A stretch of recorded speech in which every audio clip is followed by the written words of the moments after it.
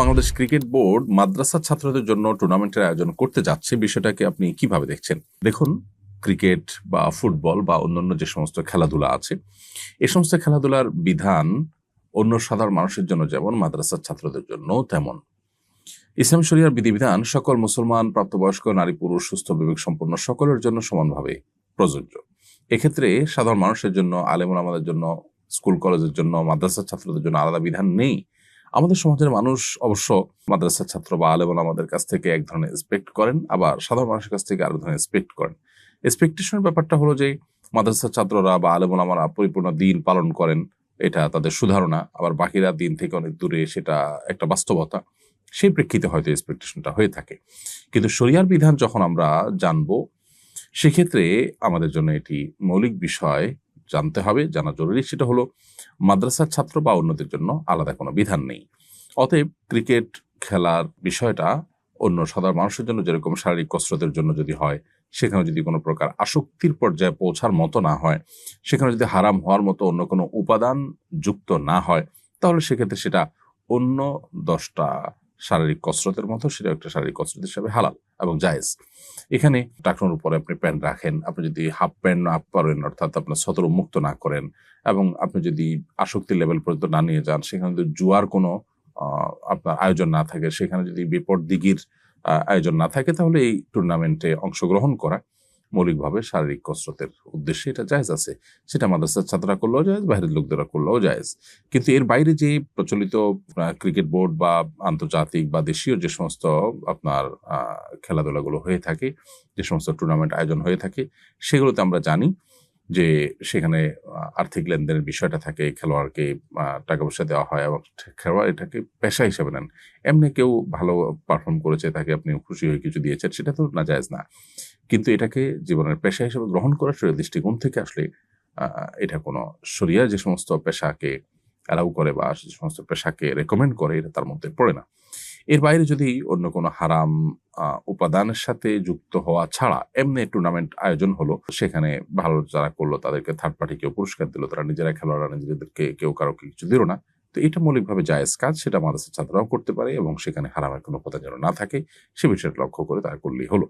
কিন্তু এটাকে আজকাল যেভাবে খুব সিরিয়াস ইস্যুতে পরিণত করা হয়েছে, বরং একটা দেশের সবচেয়ে সিরিয়াস ইস্যুগুলোর মধ্যে একটাকে খেলাকে পরিণত করা, যার নামই হলো খেলা, তামাশা, সেটাকে আপনার সবচেয়ে সিরিয়াস ইস্যুতে পরিণত করা হয়েছে। এবং এটার পেছনে যে আমাদেরকে যারা কন্ট্রোল করার চেষ্টা করছেন, তাদের যে প্ল্যান প্রোগ্রামগুলো, সেগুলো দিনের আলোমতো পরিষ্কার যে মানুষের দিনী চেতনাকে ভোঁতা করা, মানুষকে দুনিয়ার মধ্যে মগ্ন করে রাখা এবং আরও নানাবিধ সেখানে তাদের কমার্শিয়াল লক্ষ্য উদ্দেশ্য থাকে, সেগুলো বাস্তবায়ন করার জন্য জাস্ট টুল হিসাবে আমরা ব্যবহৃত হচ্ছি।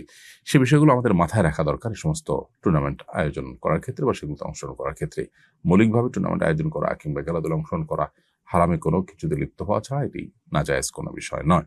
অতএব একটি মুসলিম প্রধান দেশে এ ধরনের যত আয়োজন হবে, সেটা মাদ্রাসার ছাত্রদের জন্য হোক, অন্যদের জন্য হোক, সেখানে যেন শরিয়া বিরোধী কিছু না থাকে, সেটা দেখাটাই হলো কর্তৃপক্ষের দায়িত্ব এবং কর্তব্যের অংশ।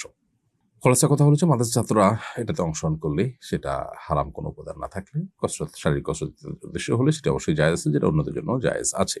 আর যেটা অন্যদের জন্য হারাম, সেটা মাদ্রাসা ছাত্রদের জন্য হারাম হবে।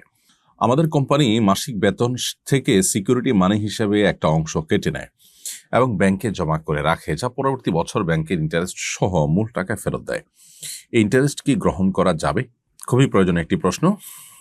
আপনাদের কোম্পানি যেই টাকাটা আপনার বেতন থেকে কেটে রাখে, অর্থাৎ আপনাকে দেয় না, দেওয়ার আগেই কেটে রাখে এবং কম করে দেয়, দেওয়ার সময় আপনাকে অতিরিক্ত টাকা দিচ্ছে, যেটা আপনি বলছেন যে তারা ব্যাংকে রেখে সেখান থেকে ইন্টারেস্ট পেয়ে সেটা সহ পরবর্তীতে আপনাদেরকে ফেরত দেয়, এই টাকাটা আপনার জন্য সরাসরি সুদে মাধ্যমে প্রাপ্ত টাকা হিসাবে গণ্য হবে না। কারণ এখানে আপনার মালিক আপনার বেতন দেওয়ার আগেই যে টাকাটা আপনাকে রেখে দিয়েছে, সেই টাকাটা তারা লেনদেন করেছে ব্যাংকের সাথে, এখানে আপনি কোনো সুদের সাথে জড়ান নাই।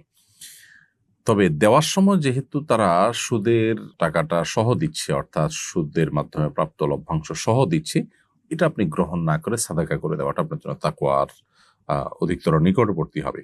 বাট আপনি যেহেতু এখানে তাদের কাছে কোনো টাকা জমা করে অতিরিক্ত টাকা নেননি, বরং তারা দেওয়ার সময় কম দিয়েছে, এবং সেটা যখন তারা আপনাকে ফেরত দিয়েছে, বাড়িয়ে দিয়েছে, তো এটা মৌলিকভাবে আপনার জন্য জায়েজ, বাট যেহেতু আপনি জানেন যে সেটি ব্যাংকে রেখে সেখান থেকে সুদ হিসাবে যে টাকাটা পেয়েছে ওইটাই আপনাকে দিচ্ছে, সেজন্য এটা ফেরত দেওয়া, এটা আপনি গরিব দুঃখীদেরকে দান করে দেওয়া, নিজে ভোগ না করাটাই হলো আপনার জন্য সবচেয়ে উত্তম এবং তাকওয়ার নিকটবর্তী। আমি একজন ভ্যান চালক, এবার হিন্দুদের পুজো উৎসবে ভাড়ার বিনিময়ে পুজোর মূর্তি বহন করেছিলাম। আমাদের মহল্লার তাবলিগের মুরব্বী বলেছেন এর মাধ্যমে যত টাকা উপার্জন করেছি তা হারাম হয়েছে, সঠিক মাসআলাটি জানতে চাই, আর এখন আমার করণীয় কি? খুবই চমৎকার আরেকটি প্রশ্ন। হিন্দুদের পূজা উপলক্ষে একজন মুসলিম তাদের পুজো বা শিরকের কাজে প্রত্যক্ষ সহযোগিতার কোনো ভূমিকা অবতীর্ণ হতে পারেন না। অতএব আপনি একজন রিক্সা চালক হিসাবে বা ভ্যান চালক হিসাবে আপনার ভ্যান বা রিক্সায় যদি মূর্তি বহন করে সেটাকে পুজোর অংশ হিসাবে কোথাও নিয়ে যাওয়া হয়, তাহলে সেক্ষেত্রে আপনি এখানে এক ধরনের তাদের সহযোগীর ভূমিকা অবতীর্ণ হয়েছেন। অনেক হিন্দু ভ্যান চালক আছেন বা অনেক হিন্দু গাড়ি মালিক আছেন, তারা এই কাজটি করতে পারেন, কিন্তু অ্যাজ এ মুসলিম এটি আপনার জন্য করা জায়েজ নয়। একজন হিন্দু তিনি এই কাজটি করতে পারেন বলতে এটা তার বিষয়, কিন্তু মুসলমান হিসাবে আপনার জন্য, যেহেতু বিশ্বাস করেন যে শিরক আল্লাহর নিকট সবচেয়ে বড় অপরাধ, আপনি যদি কোরআনে বিশ্বাস করেন আল্লাহ তাআলার নির্দেশ এবং নিষেধকে মেনে চলতে হবে সেটাতে বিশ্বাস করেন, সো আপনার ঈমানের আলোকে এই কাজটি আপনি করতে পারেন না। বিধায় এটি আপনার গুনাহ হয়েছে, অন্যায় হয়েছে, এর জন্য আল্লাহর কাছে আপনার ইস্তেগফার করা উচিত, তওবা করা উচিত। আল্লাহ সুবহানাহু ওয়া তাআলা কোরআনে কারিমে বলেছেন তাআওয়ানু আলাল বিররি ওয়াত তাকওয়া ওয়ালা তাআওয়ানু আলাল ইসমি ওয়াল উদওয়ান, তোমরা ভালো কাজে তাকওয়ার কাজে একে অন্যের সহযোগী হও, কিন্তু পাপ এবং সীমা লঙ্ঘনের কাজে কেউ কারোর সহযোগীর ভূমিকায় অবতীর্ণ হয়ও না।